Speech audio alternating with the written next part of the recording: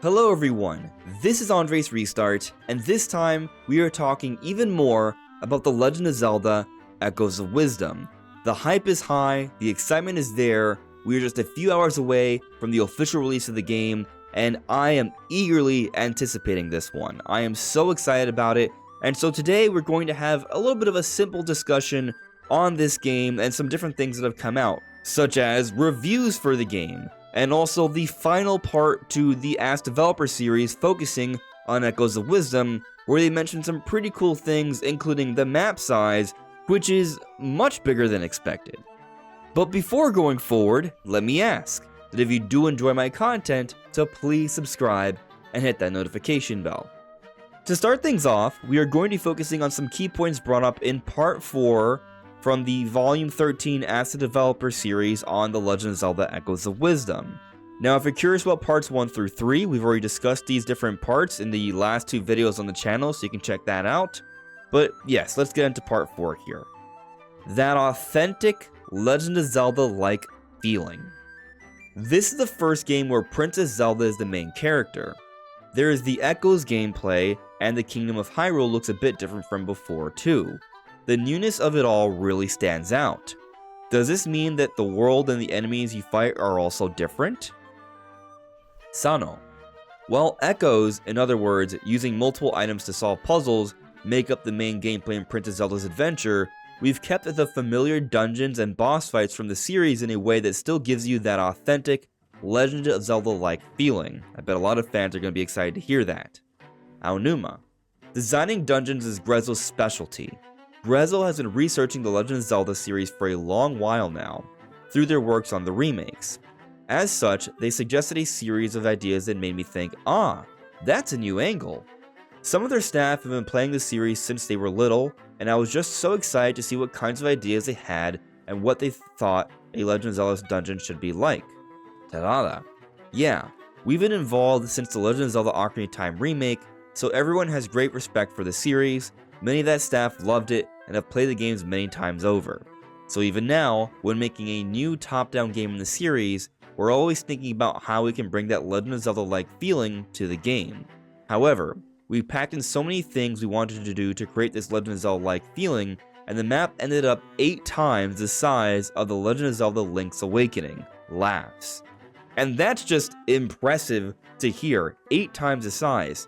We were maybe thinking double, perhaps triple, but 8 times the size? That is incredible. I am just shocked that they're touting such a size here.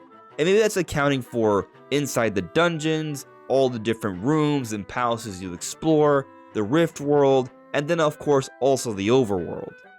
But perhaps what's an even bigger takeaway is just this focus on this Zelda-like feeling. That is important, as illustrated by Sano, Aonuma, and Terada here. They wanted to convey that, and they seem to have tried to do it in a variety of ways. Continuing on, 8 times the size, that's pretty extensive, Aonuma.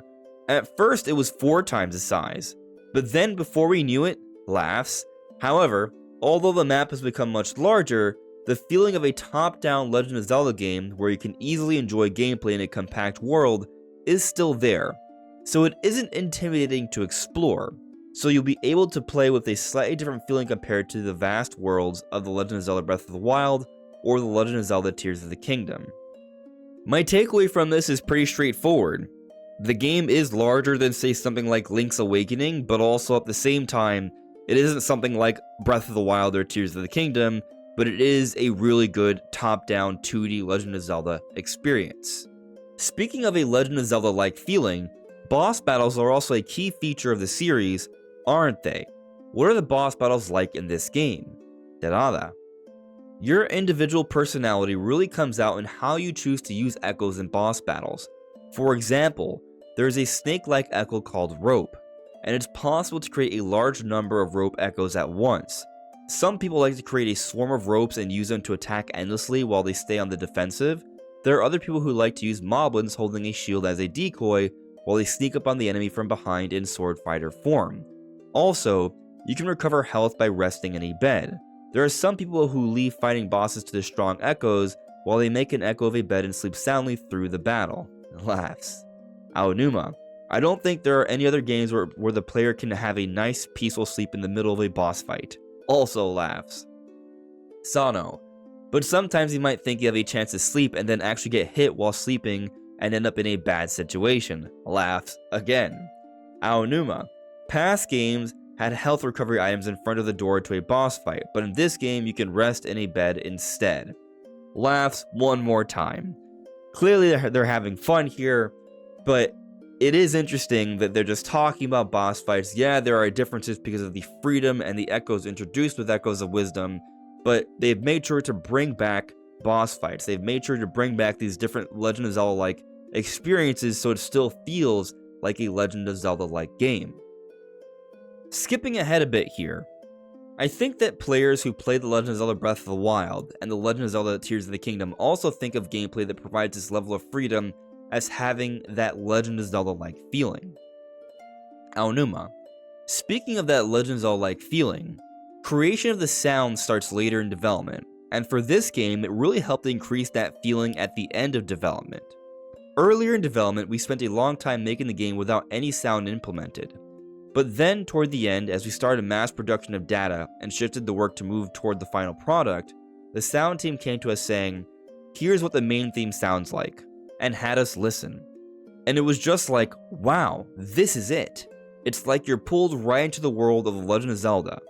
It's amazing how much difference there is between having music and not having any. The sound team has spent many years working on the Legend of Zelda series, so I guess you can say there is a certain Legend of Zelda-like feeling ingrained in the audio too. And just the overall sense I have from this entire interview here, it's just a focus on making it clear that this game has many Legend of Zelda-like feelings. The audio, the dungeons, the bosses, the freedom, it's all there. And perhaps what's interesting is that yes, there is a little bit of a divide with the Zelda fanbase. Those who are fans of prior Zelda games before Breath and Tears, those are fans of the current Zelda games, but everything we've seen and heard about Echoes of Wisdom is incorporating all of those elements. And I just can't wait to try this game for myself in just a few short hours. But what are others saying about this game? Let's check out the Metacritic score. So the Metacritic score currently is sitting at an 86. It looks like it's probably going to sit around here, give or take a point.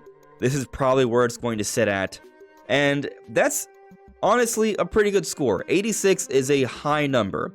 Let's take into account that you're going to have your outliers. This is a very good score. It's one of the better reviewed games of the year on Nintendo Switch. And I mean, really all this tells me is that, yeah, the game's good. It's exactly what I've been looking for in a 2D Zelda game. And I can't wait. But let's take a look at why the game is at an 86, right? So you have VGC. If you look here, like they are the one review site that has really dragged down the score compared to everyone else. And just reading what they had to say here in this quick little blurb. Despite some ambitious ideas, beneath the surface, Echoes of Wisdom is surprisingly uneven Zelda adventure. Few of its headline mechanics are utilized to their potential, which means that while enjoyable and charming, it ultimately feels less essential than other modern 2D entries. So, this is the outlier review, right? What they're saying doesn't sound great, but they're the one site that reviewed Echoes of Wisdom so poorly, like it by a significant margin. Most people are in the 8, 9, or 10 ranges. Like that's generally what we're seeing here. You see, like the 91% are positive, 6% are mixed. Like this is just, it's very interesting that they have to say something like that. But hey, that's their opinion. But looking here at one of the top reviews, 100 from the Enemy, Echoes of Wisdom is a great send-off to Legend of Zelda's most successful era. The game is the ending point for a very clear path started by Breath of the Wild and continued in Tears of the Kingdom, of games that have an unyielding faith in the player's ability to solve problems in very creative ways. All that is combined with the structure of a classic 2D era Zelda game. So that all sounds great. Obviously it's one of the higher review scores, but my takeaway after listening to some different reviews, reading others, is that this game is pretty much what we expected it to be. It is incorporating a lot of elements from many different Zelda games. What the devs suggested in their interview series is totally spot on.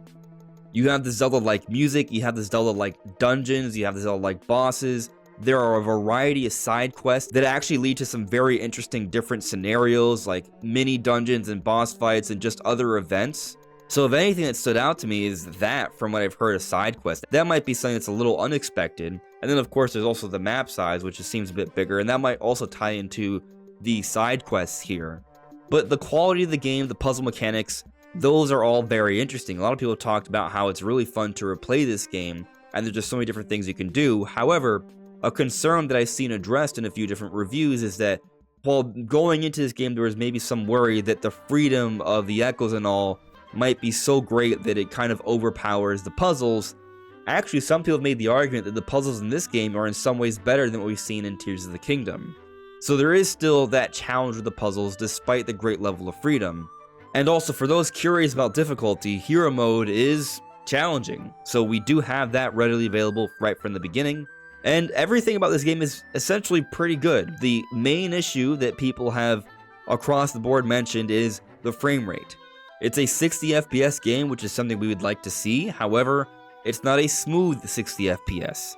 It does slow down quite a bit in the overworld when you're doing a variety of different things, very similar to Link's Awakening. Now, there is still optimizations because this game is a lot bigger with a lot more going on, but with all that extra stuff going on, they seem to have kind of maintained pace in terms of the performance of the frame rate.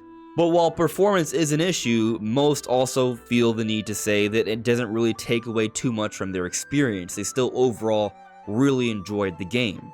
So from everything that I've seen and heard, I am so ready for this. I can't wait. I enjoyed Link's Awakening, and I bet I'm going to enjoy this game even more. But what do you all think? Are you excited for Echoes of Wisdom? Let me know in the comments below. This is AndresRestart. Thank you so much for listening and watching, and I'll see you all really soon. Take care. Bye.